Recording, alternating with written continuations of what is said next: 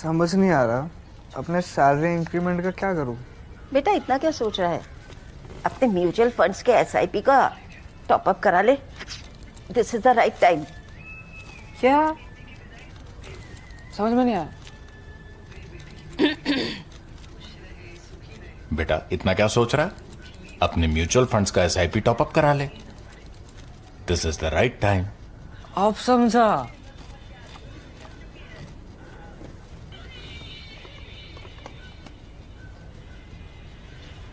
Mutual fund investments are subject to market risks. Read all scheme-related documents carefully.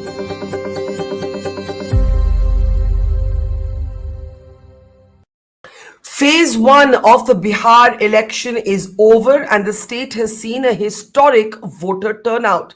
The Prime Minister Narendra Modi has made a claim of early victory basis this turnout figures, but Prashant Kishor, the new X factor in this election, has also made a big statement looking at this high turnout figure.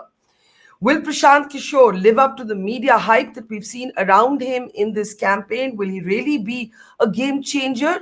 Or will it remain a bipolar election with the advantage going to the NDA as Modi claims and to the opposition as claimed by the Mahagathbandhan?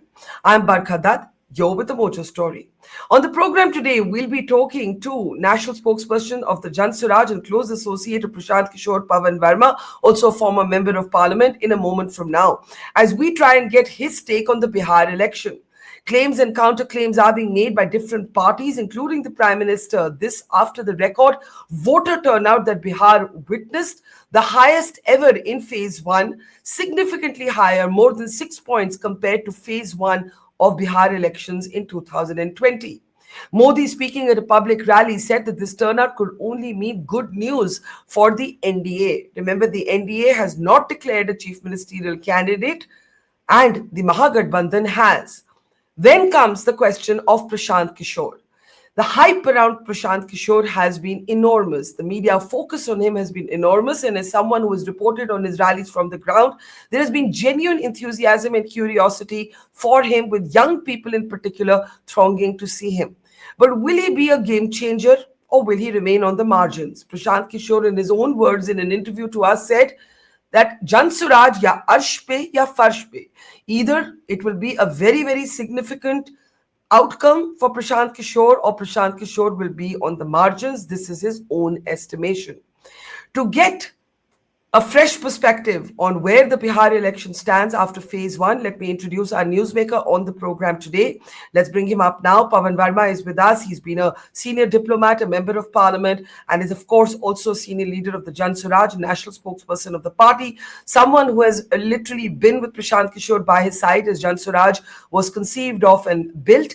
Thank you so much, Pavan. Let me start by getting your broad perspective before we come to Prashant Kishor and Jan Suraaj. The turnout, does it tell a story? Does it not? Earlier, people used to look at high voter turnouts and say it indicated either a distinct pro-incumbency or an anti-incumbency. Now pollsters are no longer that sure. How do you read the voter turnout? Without a doubt, Barkha, such an unprecedentedly high voter turnout is a clear indication that people have waited and then voted enthusiastically for change, which is symbolized by Jan Suraaj and Prashant Kishor.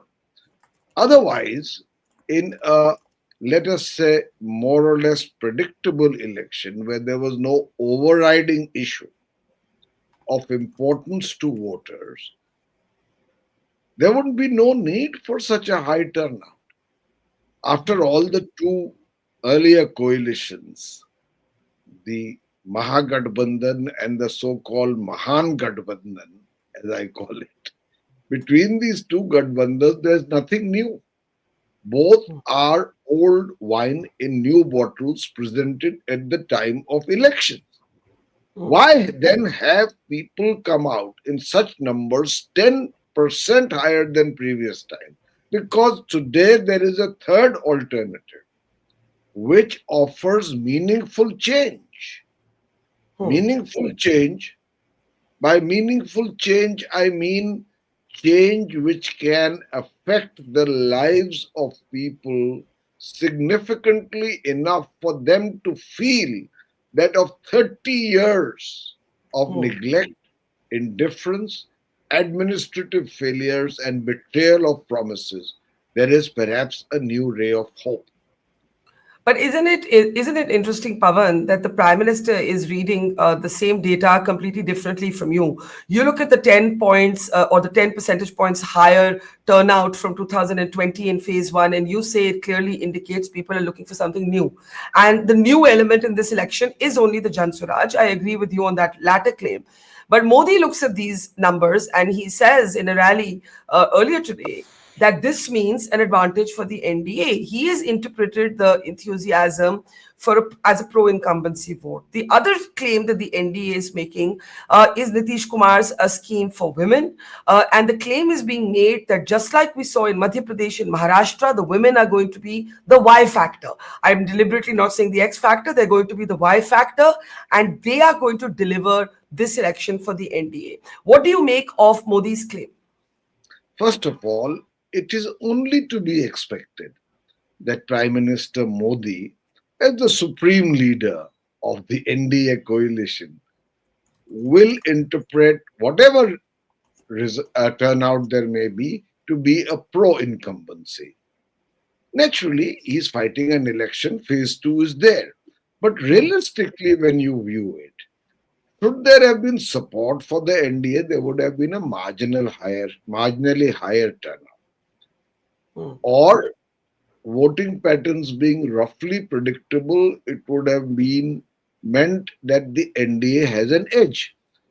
A 10% higher voter turnout without any prominent issue, which is the beacon light of the two established coalitions, can only indicate that voters have been waiting for this chance to exercise their franchise for what they believe is good for Bihar, and that Jan Suraaj has had a impact on the ground. Secondly, as far as women are concerned, women are a very important aspect of elections. But let me say to you that this argument that a higher turnout, even if it's slightly higher, means necessarily a vote for Nitish Kumar is highly debatable, because it's not as if women lack a cranium in the brain. Women are thinking voters. Women know that merely the sending of 10,000 rupees, which I call pure bribery 1 hour before the model code of conduct, is a reverie which is not going to change their life. And you're calling it bribery. Plain and simple bribery, unethical, and should be taken cognizance of by the Election Commission, because it is an instrument that incumbent governments can, without any sense of financial responsibility, exercise in order to come back to power if they can, by any means possible, even if the tijori or the treasury is dry. And that is exactly what has happened in Bihar. So women voters should not be taken for granted that they cannot see through it. Secondly, I ask you, Barkha, if 1/3 of Bihar, roughly, even after 30 years of the rule of one or the other coalitions, is below the poverty line, and women constitute half of the 14 crore population of Bihar, are they not living in poverty? Let me ask you again. When women see that their sons, the moment they turn 16, are forced to migrate outwardly, palayan as it is now, the slogan almost, and they see them only once a year, do you think they don't suffer? Do you think that women actually believe that 10,000 rupees is sufficient to start a business and then they will be and that they believe that it will be followed by a fulfillment of promises which have been betrayed so steadily, so predictably, and so flagrantly in the past. But with all your cynicism, with all your cynicism about this 10,000 rupee scheme, which you call pure bribery, do you believe that it can or it has the power to swing the election or the vote? No, marginally, perhaps, I don't know. But I do not want to insult the intelligence of women voters. They are part of society. They have suffered equally through the Jungle Raj and now 20 years of status quoism, of lack of development. Bihar, by the way, Barkha, has the lowest per capita income, the highest rate of unemployment. Almost 50% of the women are illiterate. The population, 1/3 and more, earns 200 rupees a day. Women want change as much as men. And please don't insult their ability to make wise choices by saying throw 10,000 rupees at them just before the vote, and their sense of discriminations, their conscience, their ability to make informed choices will be just bought away. Okay, I want to come back. I want to come back to the turnout for just a moment. Modi has made his claim, but Prashant Kishor has also looked at these turnout numbers and made his own assessment. And I want to play out for you what he has said in Bihar today. Let's take a look. The high voter turnout now triggering a debate. This is what Prashant Kishor had to say earlier today. 30 सालों में नहीं, आज़ादी के बाद बिहार में हुए चुनाव में ये सबसे ज़्यादा वोटिंग परसेंटेज है। ये दो बातों को दिखाता है। पहला कि जो बात हम लोग पिछले कई महीनों से, बल्कि मैं 1-2 साल से कह रहा हूं कि बिहार में 60% से ज़्यादा जनता बदलाव चाहती है, और पिछले 25-30 साल से जो राजनीतिक विकल्प के अभाव में एक तरह से धीरे धीरे राजनीति को लेकर, चुनाव को लेकर उदासीनता बन गई थी, विकल्प नहीं था लोगों के पास। अब जन सुराज के आने से उनको एक नया विकल्प मिला है, और बढ़ा हुआ जो वोटिंग परसेंटेज है वो दो बातों को दिखाता है। एक कि लोगों को एक नए विकल्प को देखकर उत्साह रहा है और बड़ी पैमाने पर वोटिंग हुई है, बदलाव के लिए वोटिंग हुई है।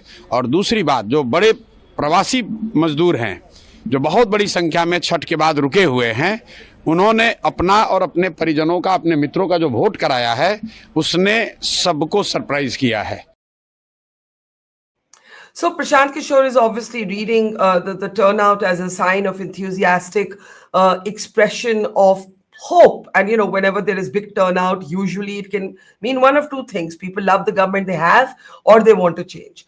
Now, the point is, you are arguing that Prashant Kishor is the face of the change. Tejashvi Yadav may argue he's the face of that change.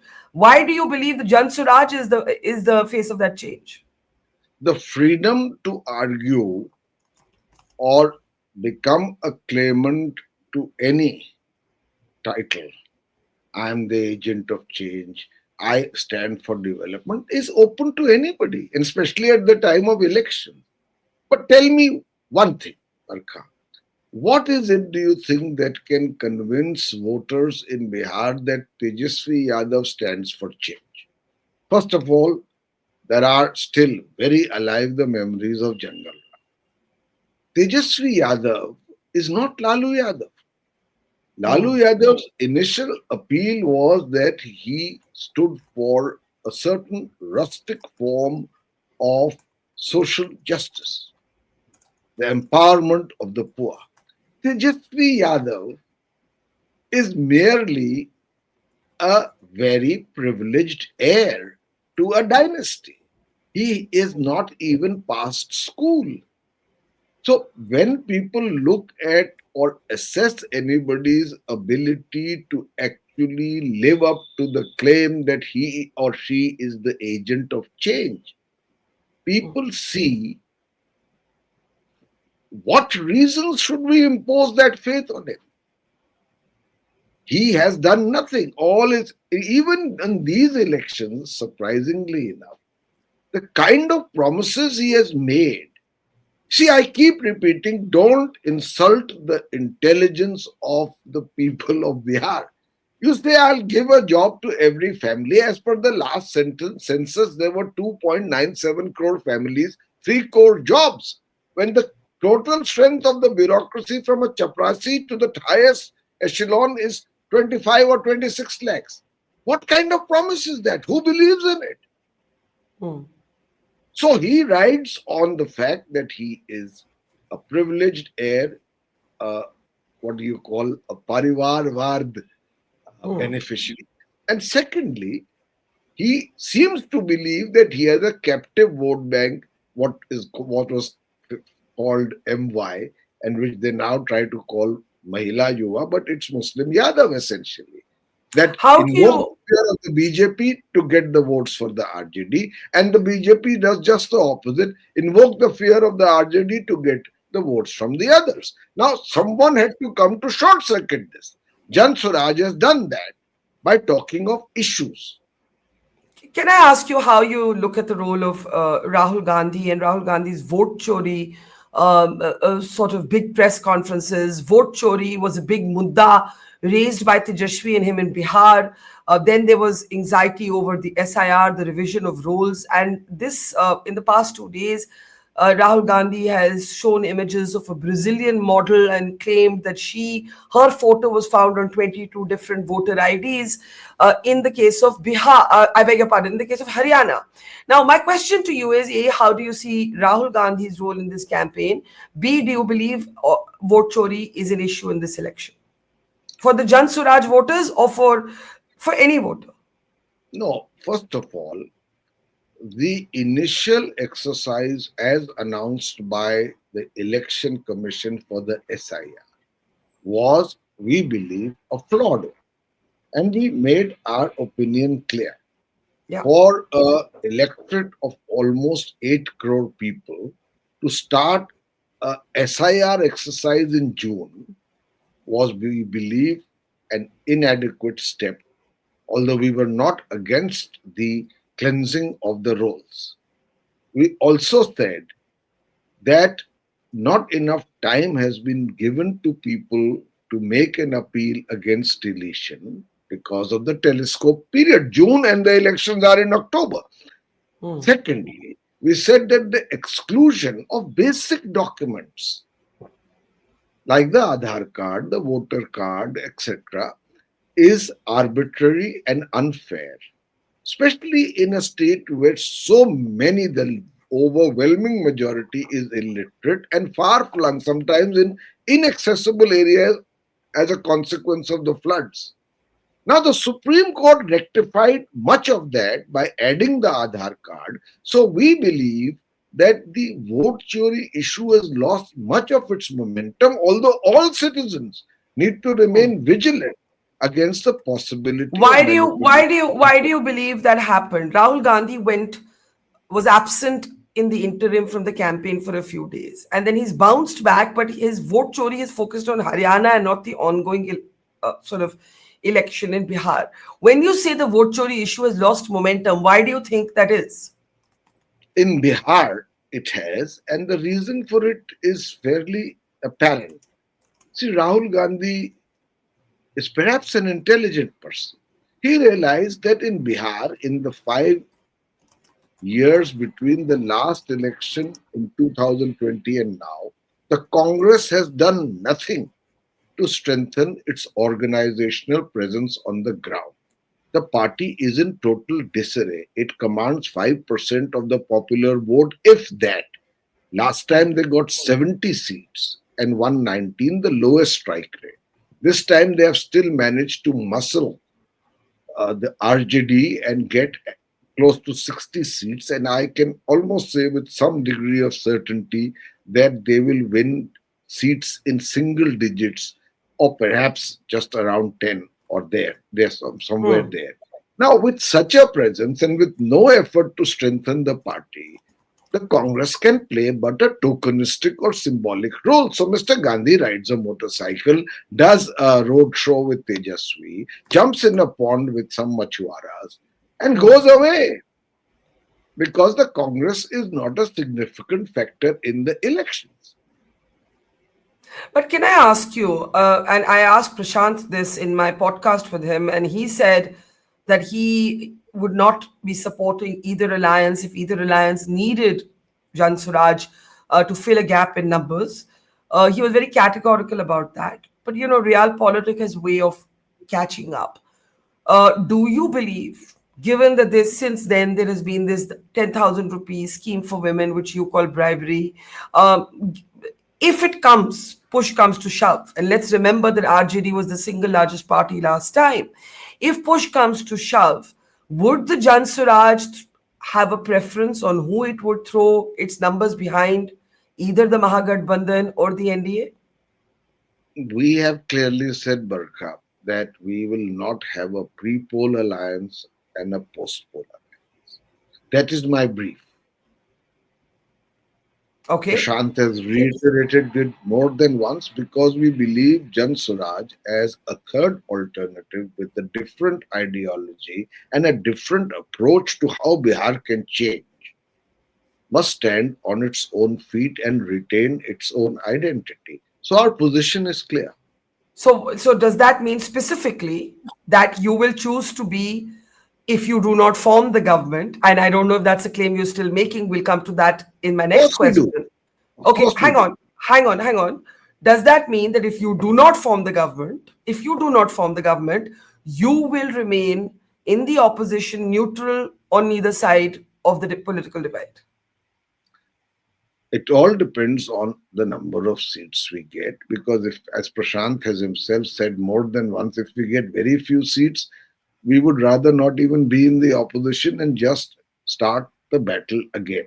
But if we get sufficient number of seats, and I'm still convinced after especially the voting in the first phase, that Jan Swaraj is heading for a majority. And as Prashant told you, that Yes. democratic history in India will be rewritten on the 14th of November.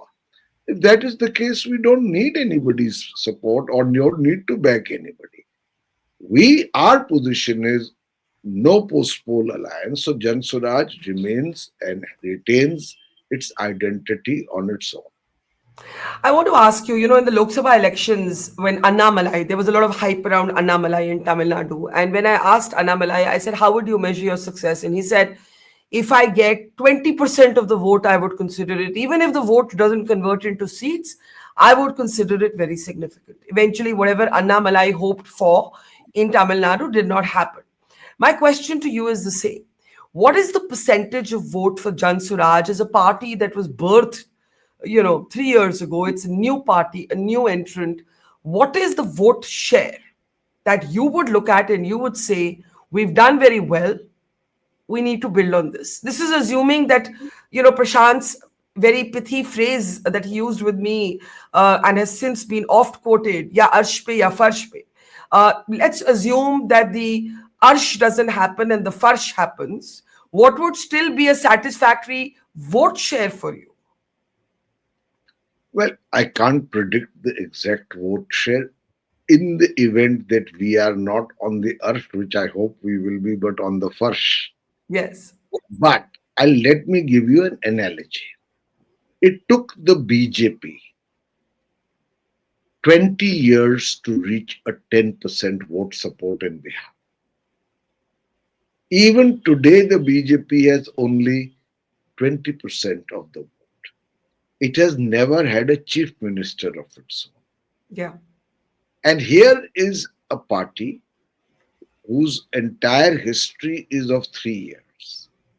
So even if we are somewhere close to the first, our vote percentage achievement will be unprecedented for such a new party. And therefore, that in itself is a form of victory. Although, let me give you very quickly in 20 seconds the reasoning why we hope it will be much higher. Barkha, about 28% of Biharis have never voted for any of the two coalitions. We believe that if a third alternative was available as it is now, they will vote for it. And even if we hive out with the very minimum 10% of the vote support for the Mahagathbandhan or the NDA coalition, the number adds up to over 40%. So it's entirely plausible and doable. I'm not saying it will happen. I'm saying it is entirely plausible. And in my What is view, the number? actually, What is the number that would? What is the number that would make you happy? What is the number No, that no. would make you happy in vote share? I'm not talking about the conversion to seats right now. I'm asking you, what is the percentage of vote share? As you've pointed out, 28% historically has never voted for either of these Gathbandhans. And Then, 10% more from each. and That's 10%. 48%. So some change. 48%. Some That's why change. I said, Ashparya first. If it's 48%, we have 150 seats, like in the case of Andhra Pradesh, when nobody was prepared to put more than 100 rupees in a bet on Mr. Jagan Reddy as Yeah. against Chandrababu Naidu. He swept to an unprecedented 3/4 majority. But can you realistically aspire to 48% when the BJP itself, as you said, has got half of that and not even? So my point is, realistically, Pawan, hand on heart, what is that vote share in real terms? Because politics is not arithmetic. Politics is not exact arithmetic, right? It's not that the 28% that has never voted for either coalition will all vote for you. It's not that 10% necessarily on either side will all vote for you. So realistically, what is that percentage of vote share that would make you happy? But politics is also not astrology. Fair, fair. I mean, all I can say to you is that Jan Suraaj has arrived in Bihar. There can be no political discussion in Bihar now without the involvement of the Jan Suraaj. For a 3-year-old party to have reached that point, and for having flagged all the issues which the other two coalitions are now talking about. I'm sometimes amazed. I don't know whether to laugh or to cry. Rozgar, Palayan.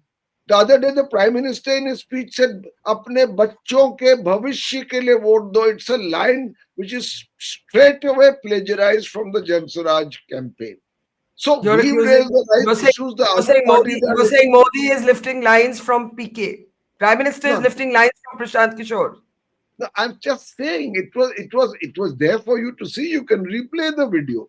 So it's other parties are echoing what our campaign promises or a lot of questions have been raised, Pawan. I have to ask you, as you sound this optimistic note for Jan Suraaj, that when Prashant Kishor chose not to contest, there was this anticipation that he would go up against Tejashvi in Raghopur, that when he chose not to contest, that demoralized his base. It made people think that he didn't think he could win.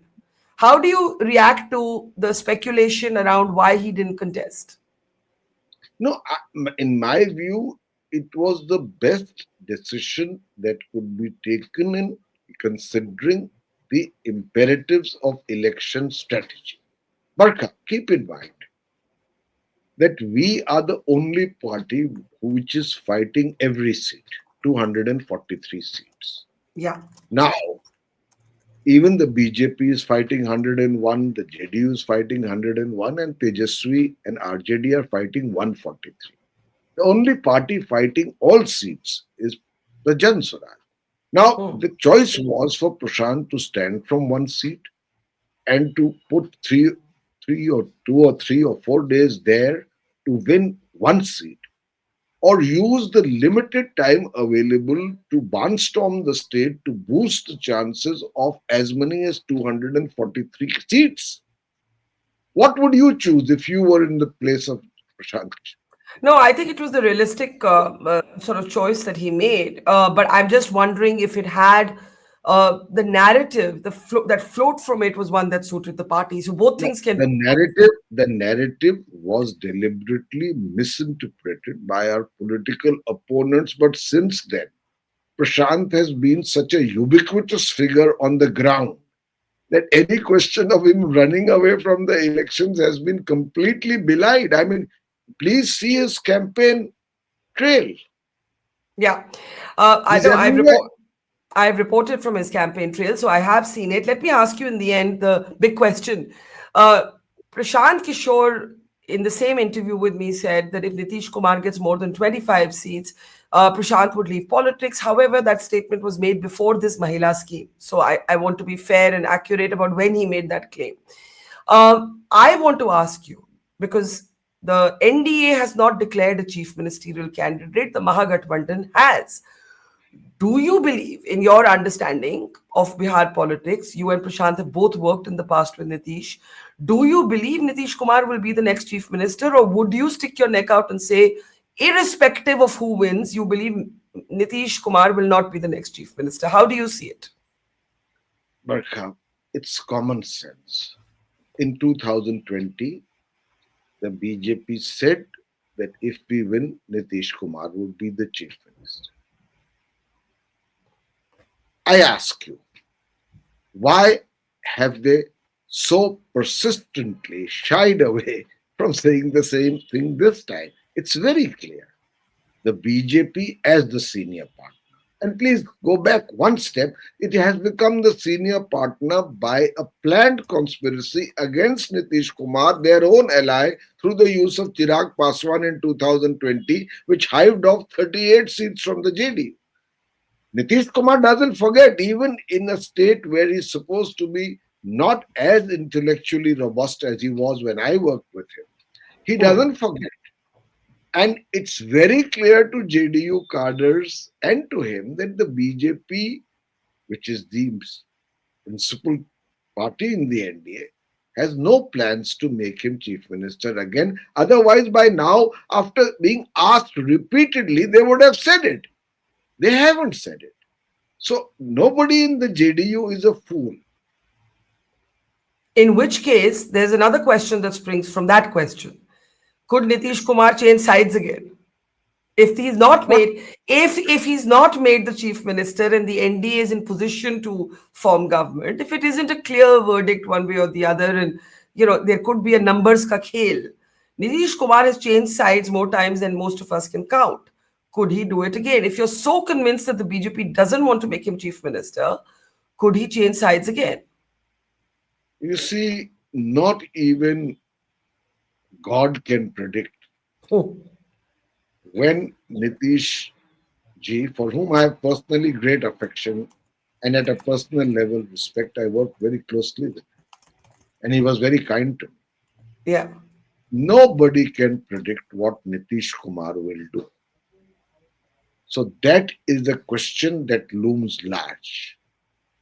And if he feels that, like 2020, the prospects of his party have been spiked,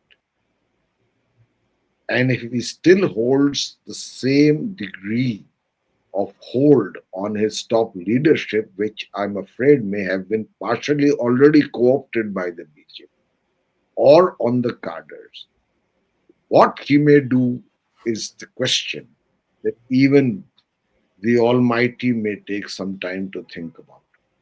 Well, on that tantalizing note of mystery, we leave this conversation. It leaves all kinds of possibilities, and that's what makes politics and reporting politics so delicious.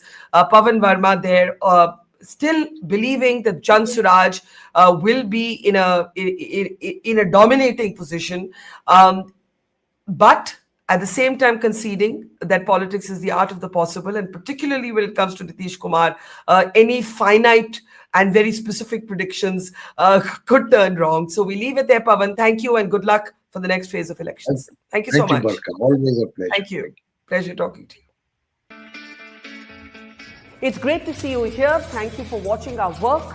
If you haven't subscribed yet, don't forget to click the bell icon and subscribe to Mojo Story and support independent, robust journalism.